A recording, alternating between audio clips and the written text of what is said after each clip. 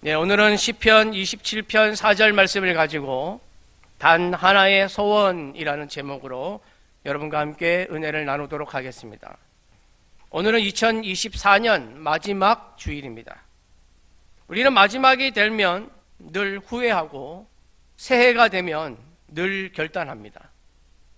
시작할 때는 우리가 모두 각자의 소원을 두고 그 소원이 이루어지길 바라면서 출발을 하고, 마지막이 되면 그 소원을 아쉬워하며 마무리를 합니다. 우리는 인생을 살면서 늘 소원을 가지고 있습니다. 예를 들어 집이 없는 사람은 좋은 집이 생기기를 원하고, 빈궁한 사람들은 풍족한 삶이 되기를 원하고, 취업을 원하는 청년들은 좋은 직장 갖기를 원하고, 결혼을 원하는 사람은 좋은 배우자를 만나기를 원하고, 또 질병 있는 사람들은 치유되기를 원합니다. 그러다가 소원을 이룬 사람은 천하를 얻은 것처럼 기뻐하고, 또 소원을 이루지 못한 사람은 그 안타까움 때문에 우울해하기도 하고 속상해하기도 합니다. 그러나 어느 순간이 되면 사람들은 다 똑같은 입장이 되어버립니다. 능력의 한계를 느끼고 도움의 손길이 필요함을 느끼고 내가 원한다고 다 되는 것이 아니라는 것을 곧 깨닫게 됩니다. 이때 우리의 인생의 답은 어디에서 찾을 수 있을까요? 세상이 답을 줄 수 없는 수많은 질문은 어디에서 해결할 수 있을까요? 여러분, 오스트리아 황제의 장례식에 관한 이야기가 있습니다. 장례 행렬이 카푸치노 교회라는 곳에 이제 가게 된다고 합니다. 그런데 그 교회에 가까이 오면 그곳에서 수도원 원장이 수도원 앞에, 그 교회 앞에 서 있다가 그 장례 행렬이 오면 황제의 장례 행렬입니다. 그럼에도 불구하고 그 행렬이 오면은 뭐라고 질문을 하냐면, 누가 이곳에 들어오려고 하느냐? 그러면 이제 황실의 상주가 이야기를 합니다. 나는 오스트리아의 황제 폐하이며 헝가리 왕이다. 문을 열어라. 그러면 수도원 원장은 이렇게 말합니다. 그가 누구냐? 나는 그런 사람 모른다. 누가 들어오려고 하느냐? 또 묻습니다. 그러면 황실의 상주는 더 거창하게 얘기합니다. 나는 황제이며 헝가리 왕이며 보헤미아, 달마치아, 크로아티아, 슬로베니아, 갈리시아, 예루살렘 등등의 왕이고 기타 많은 권력을 가지고 있는 자다. 그러나 이렇게 말함에도 불구하고 수도 원장은 또 똑같이 대답을 합니다. 나는 그런 사람 모른다. 너는 누구냐? 이때 결국 황실의 장례 상주는 그 자리에서 무릎을 꿇고, 네, 저는 하나님의 자비를 구하는 비천한 사람입니다 라는 말을 한 뒤에야 그 교회의 문이 열립니다. 여러분, 수도 원장이 오스트리아 황제를 몰라서 물었던 것이 아닙니다. 아무리 황제라는 권력을 가지고 있어도 하나님 앞에서는 아무 소용이 없는 것입니다. 권력을 가지고 하나님 나라에 가는 것이 아닙니다. 세상에 최고 권력을 가지고 있어도, 최고의 신분을 가지고 있어도 죽음 앞에서는 해결할 수 없는 것이 있습니다. 그것은 하나님만이 해결하십니다. 온 천하를 만드신 위대하신 하나님, 높고 높으신 하나님, 이 세상의 주인이신 하나님만이 열리지 않는, 열 수도 없는 인생의 문제, 구원의 문제를 열어주시는 줄 믿습니다.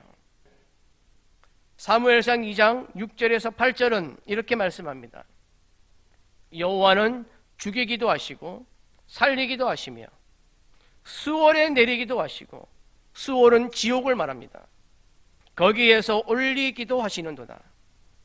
여호와는 가난하게도 하시고 부하게도 하시며 낮추기도 하시고 높이기도 하시는도다. 가난한 자를 진토에서 일으키시며 빈궁한 자를 거름더미에서 올리사 귀족들과 함께 앉게 하시며 영광의 자리를 차지하게 하시는도다. 땅의 기둥들은 여호와의 것이라. 여호와께서 세계를 그것들 위에 세우셨도다. 세상의 모든 일은 다 하나님이 주장하십니다. 하나님의 손을 거치지 않고 이루어지는 일은 없습니다. 세상에 있는 것들은 세상에 있고 영적이고 신앙적인 것만 하나님께 있는 것이 아닙니다. 하나님은 이 세상을 창조하신 창조자이시기 때문에 다 하나님의 손에 달려있는 것입니다.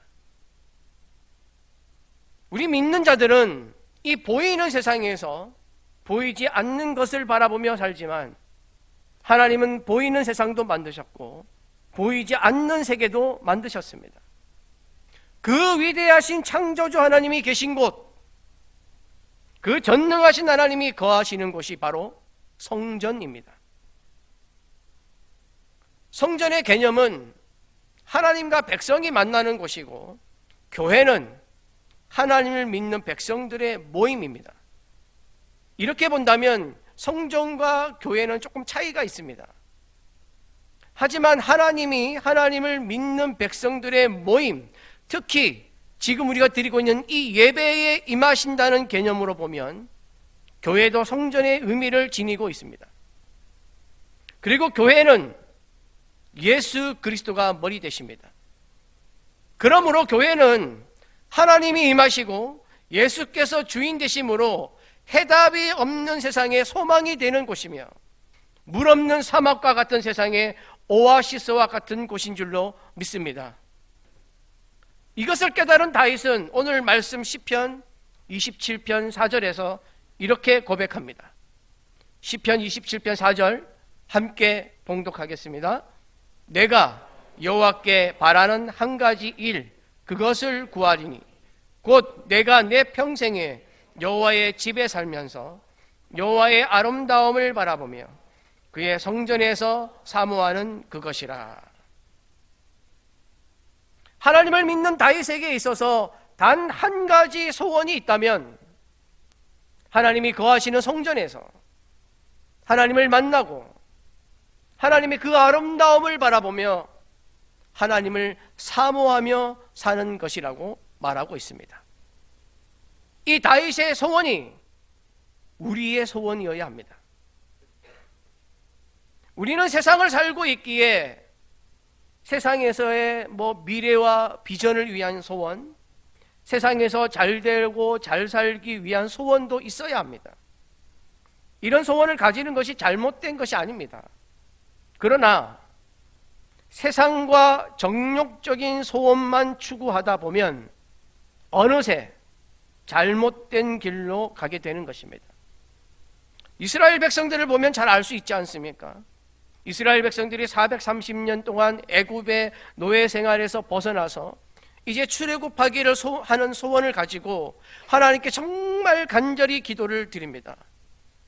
그래서 이 기도를 들으신 하나님은 모세를 통하여 이스라엘을 애굽에서 나오게 해서 적과 꿀이 흐르는 축복의 땅 가나안 땅으로 인도하셨습니다.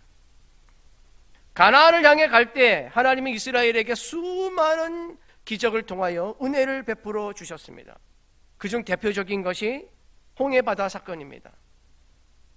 하나님은 길을 가로막고 있던 홍해바다를 가르셔서 길이 되는 기적을 베풀어 주셨습니다. 하지만 이스라엘 백성들은 자기들의 소원이 이루어진 후에 송아지 우상을 만들었습니다. 이게 하나님이다. 자기가 원하는 소원이 이루어지는 것만 추구하면 잘못된 길로 가게 될 확률이 높습니다. 좀 더 넓은 세상을 생각해 볼까요? 권력만 쫓아 살던 독재의 길을 걸었던 이집트의 호스니 무바라크 대통령, 리비아의 카다피 원수, 튀니지의 벤 알리 대통령은 권력만 탐하다가 축출당하여서 비참한 인생의 길을 걸었습니다. 우리의 땅 저 북쪽, 저 북한은 김일성 우상화 권력 때문에 주민들을 피폐하게 만들고 지금 전 세계의 유일한 애물단지가 되어버렸습니다. 우리나라 정치계는 권력의 욕심 때문에 나라와 국민을 위한 길보다는 자기들의 유익을 위해서 정치를 하다가 지금도 갈팡질팡하며 제자리에 머물고 있습니다. 우리 주위의 얘기를 해볼까요? 조선일보에서 사람들에게 설문조사를 했습니다. 행복과 돈의 상관관계에 대해서 설문조사를 했는데 그 설문조사의 응답자의 85%가 돈과 행복은 상관관계가 있다고 말했습니다. 세상 사람들은 돈을 제일이라고 생각합니다. 요즘에는 기독교인들도 그렇습니다. 돈만 있으면 행복할 거라고 생각합니다. 그러나 세상은 돈 때문에 이혼하고, 돈 때문에 살인하고, 돈 때문에 가족을 버리고, 돈 때문에 사기를 치고, 돈 때문에 분열하고, 돈 때문에 불의를 저지른 일들로 얼룩져 있습니다. 여러분, 권력과 돈은 악한 것이 아닙니다. 권력과 돈을 잘 사용하면 그것만큼 복이 되는 것은 없습니다. 그런데 권력과 돈은 사람을 부정적으로 만드는 묘한 힘이 있습니다. 이 묘한 힘에 지게 되면 사람이 잘못된 길로 가게 되는 것입니다. 그래서 디모데전서 6장 9절에서 10절은 이렇게 말씀합니다. 제가 봉독하겠습니다. 부하려 하는 자들은 시험과 올무와 여러 가지 어리석고 해로운 욕심에 떨어지나니 곧 사람으로 파멸과 멸망에 빠지게 하는 것이라. 돈을 사랑함이 일만 악의 뿌리가 되나니 이것을 탐내는 자들은 미혹을 받아 믿음에서 떠나 많은 근심으로서 자기를 찔렀도다. 여러분, 이 묘한 힘에 지지 않으려면 하나님 안에 있어야 합니다. 하나님 안에 있을 때에 바른 길로 갈 수가 있습니다. 하나님 안에 있을 때에 선한 목자이신 하나님이 우리의 인생을 선한 길로 인도하여 주십니다. 하나님 안에 있을 때에 우리의 피난처가 되어 주십니다. 이와 관련하여 시편 91편 2절에서 7절에는 우리에게 주시는 놀라운 말씀이 있습니다. 시편 91편 2절에서 7절 말씀을 제가 봉독하겠습니다. 한번 잘 살펴보십시오. 나는 여호와를 향하여 말하기를 그는 나의 피난처요 나의 요새요 내가 의뢰하는 하나님이라 하리니 이는 그가 너를 새 사냥꾼의 올무에서와 심한 전염병에서 건지실 것임이로다. 그가 너를 그의 깃으로 덮으시리니 내가 그의 날개 아래에 피하리로다. 그의 진실함은 방패와 손방패가 되시나니 너는 밤에 찾아오는 공포와 낮에 날아드는 화살과 어두울 때 퍼지는 전염병과 밝을 때 닥쳐오는 재앙을 두려워하지 아니하리로다.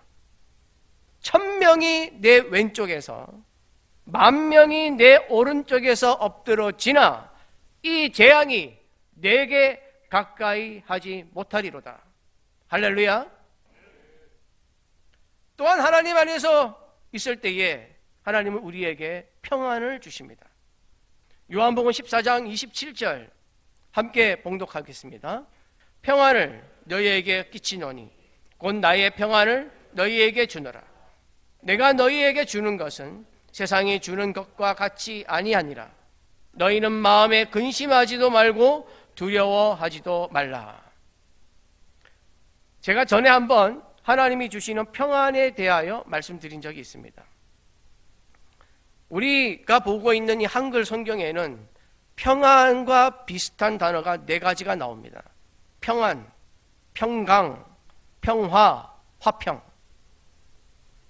그러나 이 4가지 단어 모두가 헬라어로 원어로 번역할 때는 그냥 에이레네라는 한 단어입니다. 그리고 히브리어는 우리가 잘 아는 샬롬, 우리가 교회에서 늘 샬롬이라고 인사하지 않습니까? 샬롬입니다. 그런데 성경이 기록됐을 당시에 로마 제국에서도 이 헬라어를 쓰는 사람들 역시 평강, 평안, 화평, 평화 이 단어를 썼습니다. 그런데 이 네 가지 단어를 로마 사람들이 번역할 때는 단 한 번도 에이레네, 샬롬이라고 번역한 적이 없습니다. 이 단어를 써본 적이 없습니다. 그러면 모두 뭐라고 썼느냐? 팍스라고 썼습니다. 라틴어 팍스. 이 팍스에서 유래된 단어가 영어의 피스입니다. 평화라는 뜻입니다. 그러면 이 팍스와 하나님이 주시는 샬롬의 차이는 무엇인가? 팍스는 어떤 조건이 갖추어져야지만 이루어지는 평화입니다. 그래서 로마 사람들은 로마에서는 네 가지 조건이 있었습니다. 정치가 잘 되고 경제가 좋고 민족 간의 갈등이 없고, 로마는 여러 민족이 살던 곳이거든요. 그 다음에 전쟁이 없어야, 이 네 개의 조건이 다 갖추어져야 팍스라고 말했습니다. 이 중에 한 가지라도 만족이 안 되면 팍스라는 단어를 쓰지 않았습니다. 철저하게 조건적이었습니다. 그러니까 팍스는 사람이 원하는 조건이 갖추어져야, 내가 생각하는 조건이 갖추어져야, 내가 원하는 것이 갖추어져야 누리는 평화입니다. 그러나 하나님이 주시는 샬롬은 그렇지 않습니다. 하나님이 주시는 샬롬은 똑같은 평화이지만 사람이 원하는 조건이 아니라 하나님이 사람의 영혼에 주는 평화입니다. 어떤 조건과 상관없는 평안입니다. 내가 지금 경제적으로 너무 어려워도 마음은 평안한 것, 질병 가운데 있어도 평안하게 느껴지는 것, 관계가 깨어지고 갈등이 있음에도 불구하고 마음의 평안을 누릴 수 있는 것이 샬롬입니다. 어떻게 그럴 수가 있느냐? 하나님이 주시기 때문입니다. 성도 여러분, 우리는 잘 되려고 하나님을 믿는 것은 아닙니다. 복 받으려고 하나님을 믿는 것이 아닙니다. 그러나 하나님은 하나님의 집, 성전에서 살면서 하나님 안에서 하나님을 경외하며 믿음으로 살아가는 모든 자들에게 세상이 알 수 없는, 하나님만 주실 수 있는 놀라운 평안과 은혜를 내려주시는 줄로 믿습니다. 여러분, 2024년 한 해를 어떻게 보내셨습니까? 우리 교회와 나의 인생을 돌아볼 때 우리가 원하는 것만 추구하며 달려오지는 않았습니까? 아니면 하나님을 향해 달려오셨습니까? 팍스를 위해 살아오셨습니까? 아니면 샬롬을 위해서 살아오셨습니까? 우리의 인생의 성공은 부유함과 즐거움을 누리는 데 있는 것이 아닙니다. 우리 인생의 행복은 내가 원하는 소원이 이루어지는 것에 있는 것이 아닙니다. 우리의 인생의 성공과 행복은 하나님을 경외하고 하나님의 아름다움을 보는 데 있는 줄로 믿습니다. 여러분, 점화 효과라는 것이 있습니다. 점화 효과가 뭐냐면, 어떤 특정 단어를 이렇게 생각하면 그 순간 그와 연관된 다른 단어들이 마치 불이 옮겨 붙어서 점화되는 것처럼 막 무의식적으로 생각나는 것을 말합니다. 예를 들면 우리가 지난주에 크리스마스를 지냈습니다. 크리스마스 하면 여러분들이 떠오르는 단어들이 있죠. 아기 예수, 성탄 트리, 캐롤, 선물, 카드, 이런 것이 막 떠오를 것입니다. 이게 점화 효과입니다. 이 점화 효과가 발생이 되면 뇌를 통제할 수가 없다고 합니다. 그냥 무의식적으로 생각이 나는 것입니다. 그래서 점화 효과는 사람들이 즉각적으로 행동으로 옮기는 데 영향을 미칩니다. 점화 효과에는 이런 것들도 있습니다. 예를 들어서 이제 우리가 음식을 사다 보면 유통기한이 있지 않습니까? 유통기한을 36개월로 표기하면 굉장히 길게 느껴지는 것입니다. 그런데 똑같은 기간인데 그냥 3년이라고 표기하면 사람들이 유통기한이 굉장히 짧다고 생각하는 것입니다. 그래서 유통기한을 길게 느껴지게 하려고 제품을 만드는 회사에서는 좀 더 뭐라고 표기한다고요? 36개월로 표기한다는 것입니다. 그리고 세계적인 자동차 스피드 경주 선수인 독일의 미하엘 슈마허라는 선수가 있는데, 이 선수는 유럽에서는 이 선수를 떠올리게 하면 사람들의 행동 속도가 빨라진다고 합니다. 왜? 자동차 스피드 경주 선수이기 때문에. 노인 요양병원에서는요, 어르신들에게 할머니, 할아버지라고 부르기보다는 과거 전성기 때의 직함, 교수님이라든지 사장님이라든지 사모님이라든지 부장님이라든지 이런 과거 전성기 때의 직함을 불러주면 회복에 굉장히 큰 도움을 준다고 합니다. 이렇게 점화 효과는 생각과 감정을 넘어서 행동에까지 영향을 미치는 것입니다. 여러분, 우리에게도 신앙의 점화 효과가 있어야 합니다. 하나님이라는 단어를 들으면 예수님, 교회, 말씀, 기도, 찬양, 믿음, 구원, 기쁨, 평안, 충성, 승리, 수많은 단어들이 떠올라야 합니다. 하나님만 생각하면 점화 효과가 나타나서 우리의 영적 에너지가 소생되고 세상 정욕이 제어가 되고 말씀을 사모하게 되고 기도의 줄을 놓지 않으라는 힘이 생기는 여러분들이 되시기를 바랍니다. 여러분, 우리 믿는 자들의 단 한 가지의 소원이 있다면 세상에 목적을 두는 소원이 아니기를 바랍니다. 2025년 바라는 소원이 있다면 세상 사람들이 바라는 것과 같은 소원이 아니기를 바랍니다. 내 평생에 여호와 하나님의 집인 성전에 교회에 거하면서 여호와의 아름다움을 바라보며 믿음 안에 거하기는 그 소원이기를 축복합니다. 교회에 나와 예배를 드리고 하나님 안에서 누리는 축복과 기쁨과 성령의 열매들이 맺어가는 소원이기를 축복합니다.